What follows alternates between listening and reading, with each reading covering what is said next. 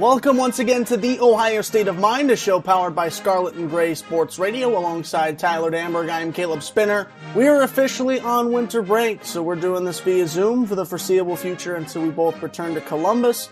Glad to have you with us during this time. Tyler is offset, not in his usual recording place in Cleveland. We'll let you know where he is soon enough. But first, our announcements, as we've been saying for the past few weeks that we're back. New episodes are premiering once a week on Friday. That's a change from what they used to be. It was twice a week, Mondays and Fridays, now just one episode a week.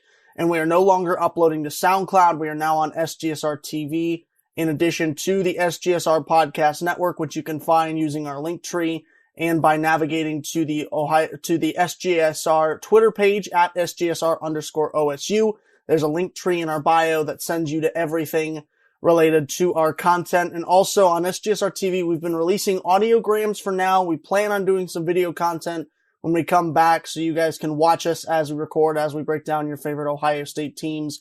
So stay tuned for that. But for now, there'll be the audiograms that we've had on YouTube for the past 2 weeks. But Tyler, you are on location in New York City near Madison Square Garden, where the Buckeyes are going to take on North Carolina here on Sunday in the CBS Sports Classic. So why don't you give us a rundown of where you are and where you're calling in from? Caleb, the holiday season's in full effect. We're back on Zoom, unfortunately, because we're back for the holidays. It's winter break.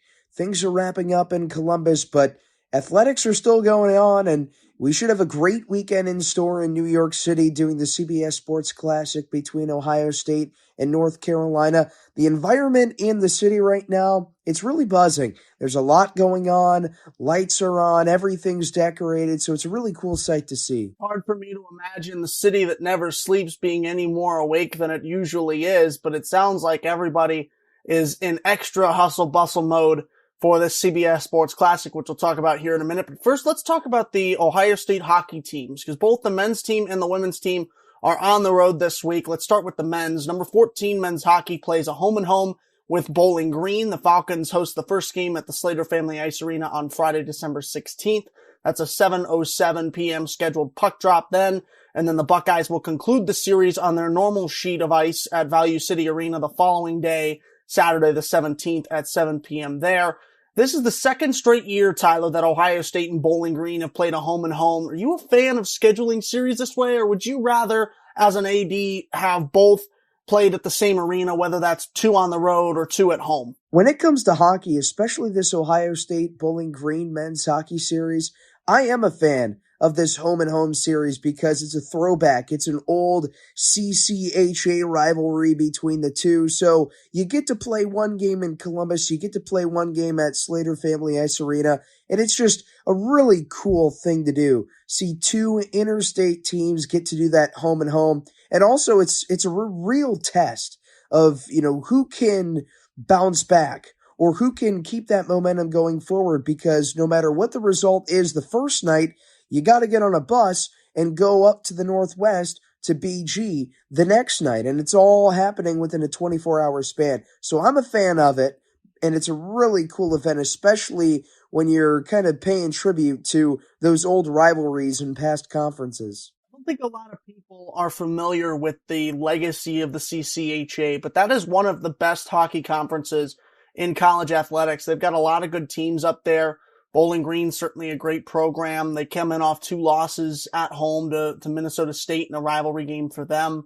But I agree. This is a historic series. These are 2 schools that have legacies surrounded in hockey and built in hockey. So it's a little bit of an unusual in terms of scheduling. I believe, if I'm right, that these are the only teams in which Ohio State does a home and home with, to pay respect to this rivalry. But I think that's something fun that kind of throws a playful wrench, a good wrench, into the usual monotony of the hockey season.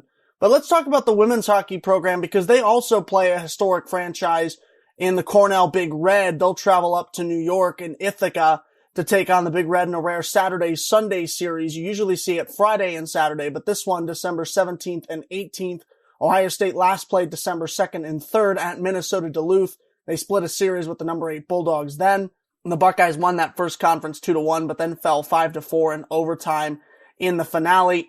Ohio State has another break after this until December 30th when they'll drop the puck on a 2-game series at Lindenwood, and then they're off once more until they return home January 13th against the Wisconsin Badgers.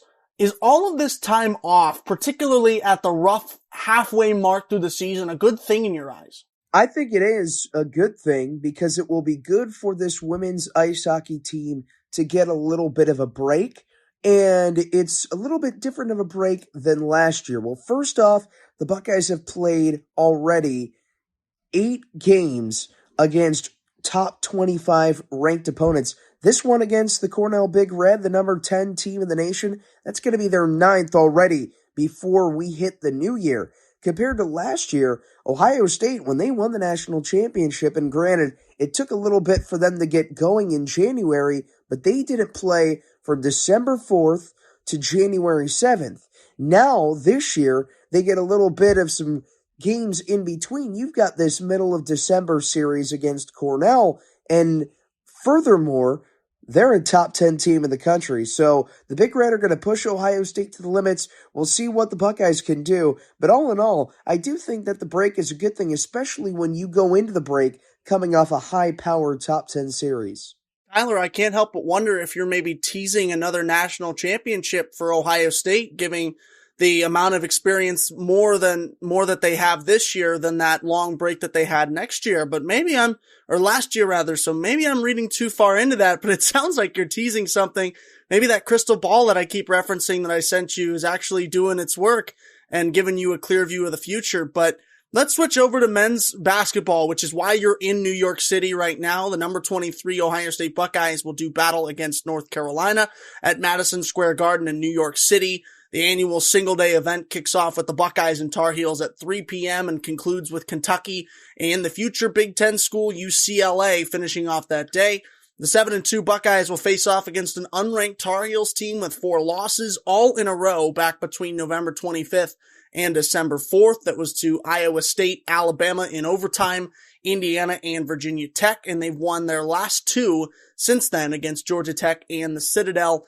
On paper, this sounds like a game in which Ohio State should be favored over a college basketball blue blood. Would you agree with that? And then the part 2 to that question, what else aside from these numbers, aside from the record, aside from the losing streak, what else goes into this matchup that you want to keep your eyes on? You take out record and venue, it's talent. North Carolina, there's no doubt that they've had a slow start from preseason number 1 to unranked in the top 25 poll.